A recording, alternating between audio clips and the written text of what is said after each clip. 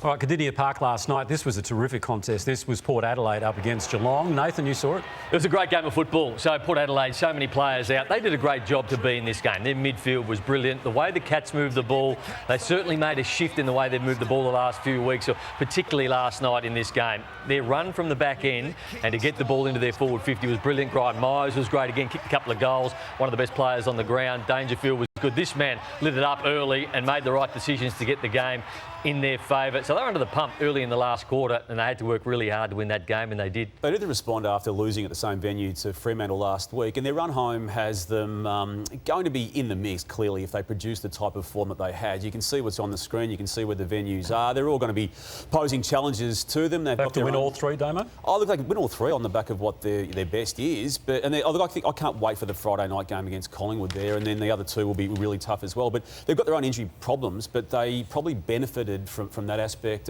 injury, to the team they played last night, because they were absolutely smashed and had late withdrawals even from the Thursday night naming of the team. Yeah, that's right, Damo. So some games you lose, but you treat as a win, and I'd be doing that if I was Port Adelaide. I just thought they were enormous. So here's McKenzie going down early on with a knee injury. We'll wait and see how bad that is, but he's been banged up and was subbed out essentially halfway through the first quarter and didn't play on. They were first to put Burn Jones back behind the ball. We know that Dixon, we know that Finlayson, we know that Bergman, Jones, Aaliyah, there's no ruckman. So what they produced last night is half the sample side, and that's the injuries that they've got. A lot of illness. Sure, you can treat it as a win, though, Kane. Well, you can. I would be. Would you? They lost the game, and they're likely to miss out on the top two spot now because they've lost that game. Brownie, they went and played the reigning premier at Geelong with half. Yeah, who's been struggling. It's a good effort, but it's with you don't count it as a win. I don't think Kenny's sitting here going, I think we won that game last night because we're now going to be out of top two. I think you use that as a psychological boost to say this is what we can produce. I don't think you've said that about any other side this year.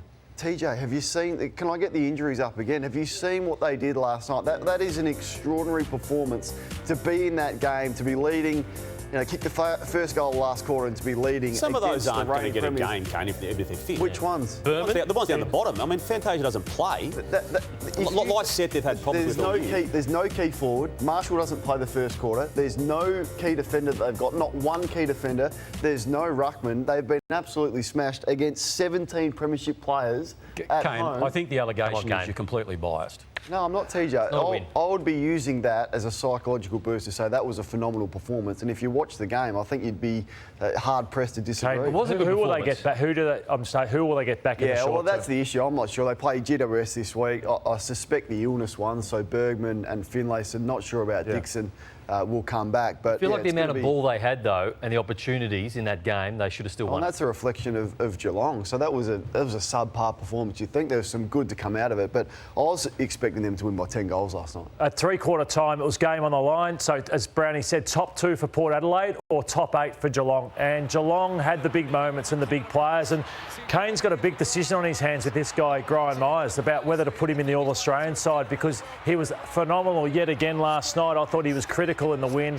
He's so important. When he's off, Geelong are often off. When he's on, Geelong are on. He just had so many big moments in this last quarter to make things happen for Geelong.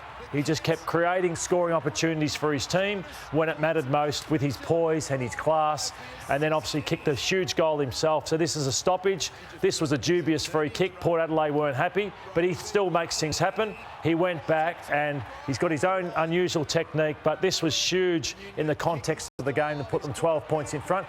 Dangerfield was massive in the midfield, and then this guy, Tom Stewart, he's like Sicily. Unless you put time into him, he will hurt you. I don't think Port did enough. He read it beautifully. So between Myers, Dangerfield and also Tom Stewart, TJ, I thought they were the difference and get Geelong back in the eight.